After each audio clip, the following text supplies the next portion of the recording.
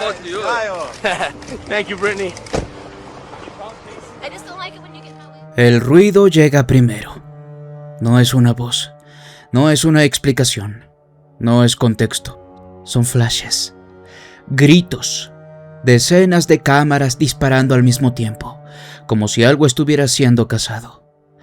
Puertas abriéndose de golpe, pasos acelerados. Un cuerpo intentando avanzar mientras todo alrededor empuja, invade, exige.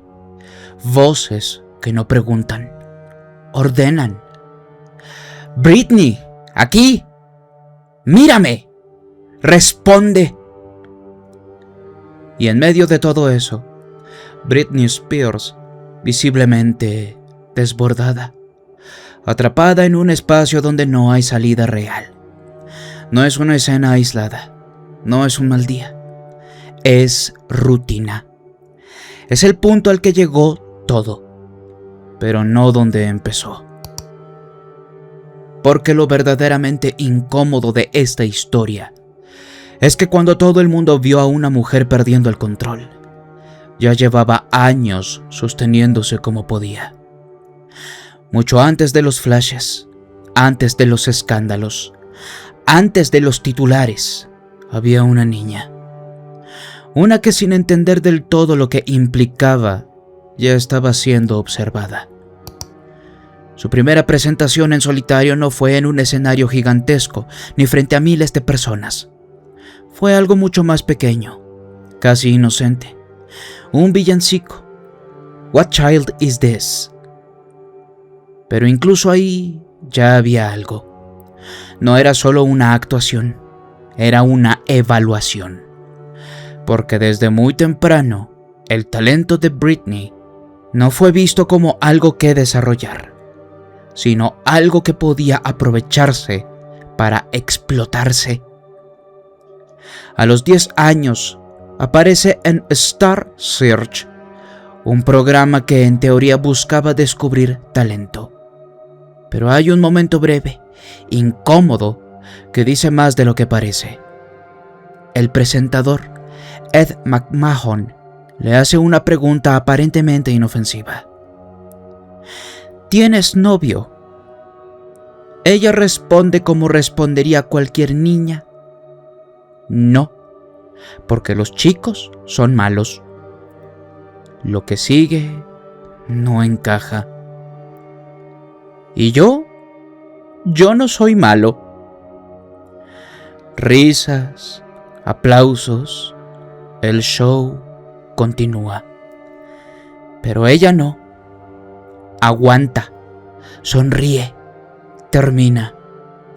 Sale del escenario y rompe a llorar. Ese momento no se volvió viral, no generó debate, no fue cuestionado, pero define algo importante. Desde muy pequeña, Britney ya estaba en un entorno donde no todo era normal, aunque se presentara como entretenimiento. Después llega The Mickey Mouse Club, y aquí la historia parece mejorar. Un grupo de jóvenes talentosos. Todo parecía indicar que ese era el camino correcto. Pero cuando el programa termina, Britney hace algo que casi nadie recuerda. Intenta volver a casa. Intenta recuperar algo parecido a una vida normal. Ese intento dura poco, porque aparece una figura clave. Larry Rudolph. Un abogado conectado con el circuito de audiciones que ve algo claro. Britney no es solo talento, es potencial comercial. Le propone grabar un demo, y ahí el camino cambia definitivamente. A los 15 años firma su primer contrato discográfico, y lo que sigue no es un ascenso progresivo, es una aceleración violenta. En cuestión de meses pasa de presentarse en centros comerciales a convertirse en el rostro de una generación. Baby One More Time no solo fue un éxito, fue una explosión. La imagen, el concepto, la estética, todo estaba diseñado para ser consumido, y funcionó demasiado bien. A los 16 años, Britney Spears ya no era una adolescente con talento, era un producto global. Giras, entrevistas, apariciones constantes y una atención mediática que no distinguía entre la artista y la persona. Ahí es donde empieza a notarse algo más oscuro, porque mientras su carrera crecía, las preguntas también cambiaban. A Justin Timberlake, la pareja que tenía Britney en ese momento, le preguntaban sobre música, proyectos, creatividad. A ella, sobre su cuerpo, sobre sus pechos, sobre si se había operado, sobre su sexualidad. No era sutil, era constante. Y lo más inquietante es que nadie parecía verlo como un problema. Era parte del espectáculo, parte del precio. La presión empieza a filtrarse, no como un colapso inmediato, sino como algo más silencioso. Ansiedad, desgaste y eventualmente medicación. Prozac no como una solución, sino como una forma de seguir funcionando, produciendo. Mientras tanto, su relación con Justin se convierte en otra narrativa pública. No era solo una relación, era una historia construida para el consumo, perfecta, hasta que deja de serlo. La ruptura no ocurre de forma privada, ocurre en exposición total. Pero hay un punto que marca un antes y un después. La entrevista con Diane Sawyer no fue una conversación, fue un interrogatorio. Preguntas diseñadas para exponerla, para hacerla responsable. Más adelante vendría la revelación de su embarazo y el aborto. No presentado como tragedia por ella, pero sí como una decisión condicionada. Demasiado jóvenes, demasiado expuestos, demasiado complicado. Otra decisión que no parecía completamente suya. Y mientras todo eso ocurría, la narrativa pública iba por otro lado. Fiestas, escándalos, fotografías junto a Paris Hilton y Lindsay Lohan, construyendo la imagen de una vida fuera de control. La imagen pública ya estaba fracturada, pero lo que vino después no fue un escándalo más, fue algo distinto. Porque mientras el mundo seguía viendo titulares, fiestas y persecuciones, en paralelo, su vida personal empezaba a derrumbarse de una forma mucho más silenciosa. Su relación tóxica con Kevin Federline no solo terminó, se convirtió, además de una vida oscura, en una disputa, una que dejó de ser privada muy rápido. El divorcio se oficializa en el año 2007 y lo que parecía un acuerdo inicial de custodia compartida empieza a deteriorarse. Al principio, ambos tenían derechos sobre sus hijos, pero esa estabilidad duró muy poco. Las acusaciones comenzaron, cuestionamientos sobre su estilo de vida, sobre su comportamiento, sobre su capacidad como madre, y poco a poco todo empieza a inclinarse hacia un solo lado. En octubre del año 2007, un juez toma una decisión que cambia completamente el rumbo. Kevin Federline obtiene la custodia física de los niños.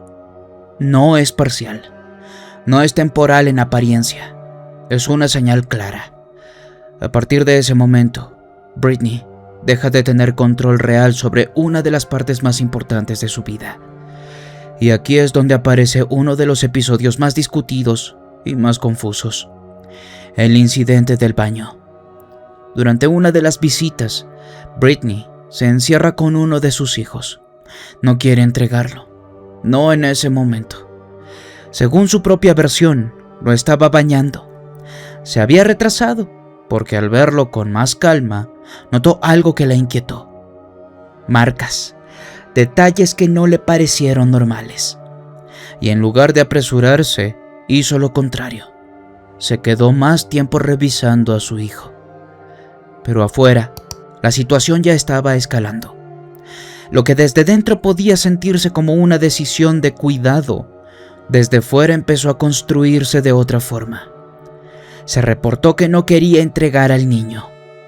Se llamó a las autoridades. La escena cambió de contexto en cuestión de minutos. Y lo que ocurre después queda registrado de una forma que marcaría todo lo que vendría. Esa noche, Britney Spears es sacada de su casa en camilla, hospitalizada, evaluada, convertida frente a todos en el centro de una narrativa que ya no controlaba. Pero hay un punto incómodo aquí, porque justo después de ese episodio, empiezan a tomar forma decisiones que hasta entonces no estaban sobre la mesa. Medidas legales más agresivas, restricciones, evaluaciones constantes y, eventualmente, la idea de una tutela. Una figura legal que no aparece de la nada, sino que requiere intención, estrategia y personas que la impulsen. En ese proceso aparece el nombre de la abogada Laura Wasser, vinculada al entorno legal del caso, en un momento donde las decisiones sobre Britney ya no parecían responder únicamente a una crisis puntual, sino a algo que se estaba estructurando. Y aquí es donde la historia se vuelve peor. Lo que vino después ya no se manejó como un conflicto mediático, se manejó como un caso clínico. Tras ese episodio, los internamientos, evaluaciones psiquiátricas, observación constante, decisiones que ya no pasaban completamente por ella. Ya todo no era una pausa para recuperarse. Era un proceso donde otros empezaban a determinar qué era lo mejor para su estabilidad. En uno de esos momentos más críticos, Britney es trasladada al Ronald Reagan UCLA Medical Center, donde permanece bajo evaluación psiquiátrica. No era un lugar cualquiera. Era una institución médica de alto nivel, utilizada en casos donde la situación requiere control, diagnóstico y supervisión estricta. Y mientras todo eso ocurría, afuera nada se detenía. Las cámaras seguían esperando, porque lo que estaba pasando ya no solo era noticia, era espectáculo. Y entonces ocurre uno de los momentos más icónicos y más malinterpretados.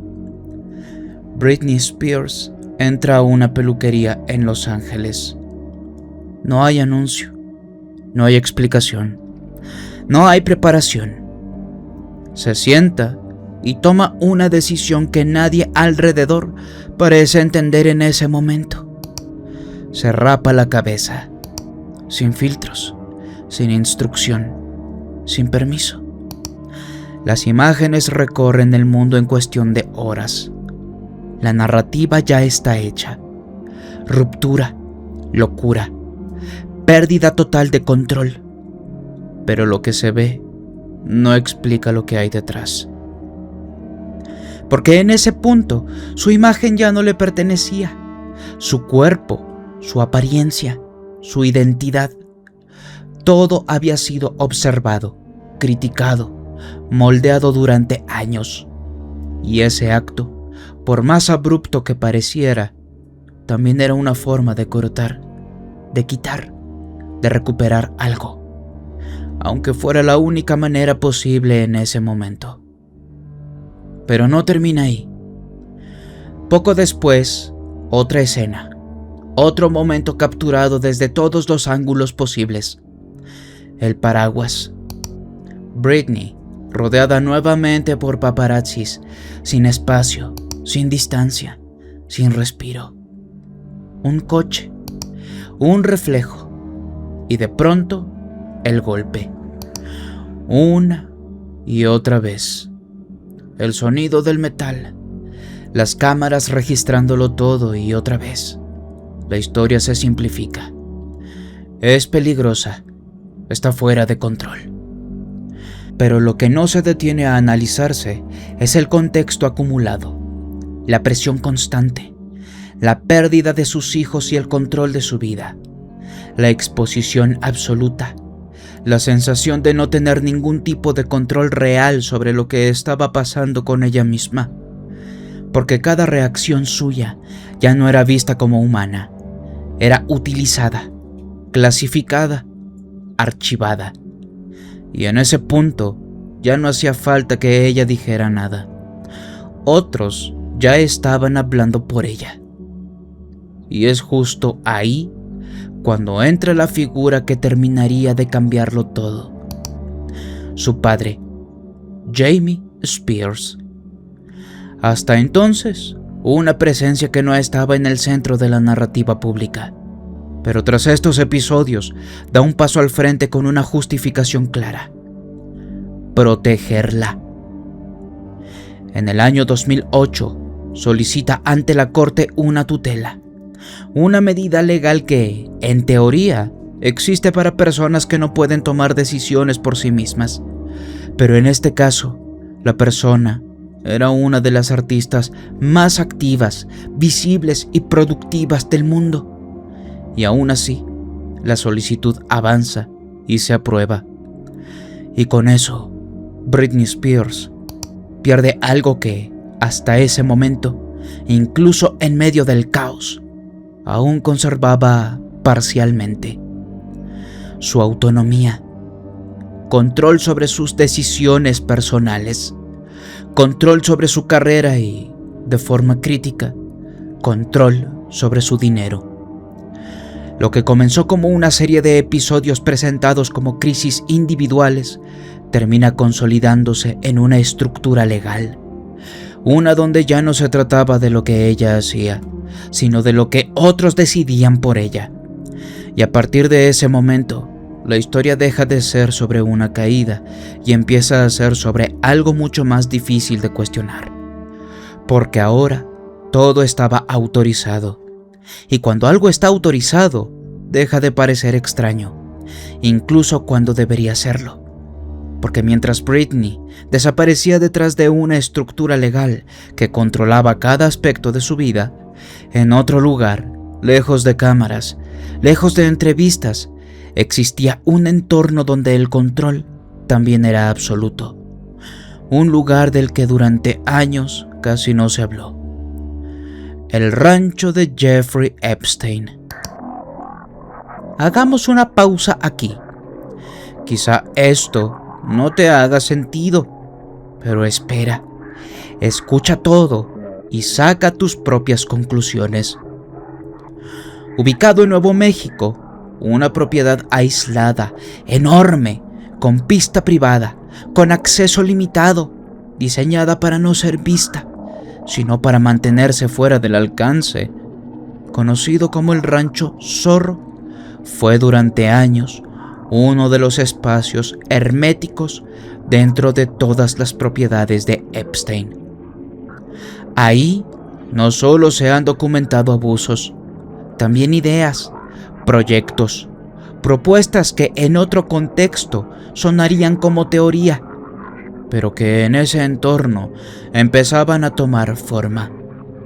Entre ellas, una particularmente inquietante: la obsesión por intervenir en el desarrollo humano desde etapas tempranas, manipular, estudiar, influir, incluso antes de que una persona pudiera entender lo que estaba pasando. Y es aquí donde aparece un hombre que, en principio, no debería estar relacionado con nada de esto: Mark Tremo, neurólogo, investigador, vinculado a University of California, Los Ángeles, especializado en la relación entre sonido y cerebro. Un perfil académico, técnico, difícil de cuestionar desde fuera. En una serie de correos electrónicos recuperados de los archivos Epstein, de los cuales ya te hablé anteriormente, Tremo describe experimentos relacionados con recién nacidos. Habla de cómo un bebé puede responder de manera diferente dependiendo de lo que escucha, de cómo la voz de su madre puede modificar su comportamiento, su respuesta física. Su estudio basaba la idea principal en poner voces de las madres y así los bebés chuparan su biberón con más fuerza y rapidez. En apariencia, investigación legítima. Pero lo que incomoda no es el experimento en sí, es el contexto, porque esos correos no estaban dirigidos a una universidad, estaban dirigidos a Epstein, y el proyecto incluso llevaba su nombre: The Jeffrey Epstein Project for Brain Development in Critically Ill Infants. Una propuesta financiada, o al menos considerada, dentro de un entorno que ya estaba vinculado a abusos, tráfico y control. Cuando se mezclan recursos, aislamientos y personas con poder suficiente para evitar consecuencias, las pruebas sobran. Ya te imaginarás para qué hacían que el bebé escuchara el sonido de su madre y así poder chupar su biberón, entre comillas, con más fuerza y rapidez. Y sí, es exactamente lo que te estás imaginando, tratándose de Epstein y los abusos sexuales a menores de edad. Pero es aquí donde la historia regresa de forma inesperada, porque años después, en medio de todo el caos que rodeaba a Britney Spears, hay un detalle que pasa desapercibido, un detalle que, por sí solo, no significa nada, pero que dentro de este contexto empieza a incomodar. El lugar donde Britney fue internada, el Ronald Reagan UCLA Medical Center. Con todo lo dicho anteriormente, ¿te hace ruido el que yo mencione este lugar? Este era parte del mismo sistema universitario al que estaba vinculado Mark Traimo, la misma institución donde se desarrollaban este tipo de investigaciones, y a su vez una universidad que, en distintos momentos, recibió financiamiento directo de figuras como Jeffrey Epstein. Y es que, como te dije, todo va encaminado a un mismo lugar, porque en esos años también comenzaron a circular versiones, rumores, fragmentos de información, menciones aisladas de Britney Spears en correos relacionados con estos proyectos, referencias vagas. Cabe decirte que en este preciso momento, Mark Traimo desapareció, huyó, y al momento de que estás escuchando lo que te estoy diciendo, no se sabe nada de él. No hay rastros, solo se sabe que huyó después de el controversial caso de Jeffrey Epstein, y ahora más, sabiendo qué pudo haber hecho con Britney Spears. Y entonces la pregunta cambia. Ya no es ¿pasó esto? Es otra, más incómoda, más difícil de responder. ¿Hasta dónde llega realmente el control sobre Britney Spears? Durante años, esa pregunta no tuvo espacio, porque todo lo que ocurría ya tenía una explicación oficial. Pero en algún punto, algo empezó a cambiar. No desde dentro, desde fuera. Un movimiento que al inicio parecía pequeño, incluso exagerado para muchos. El movimiento Free Britney.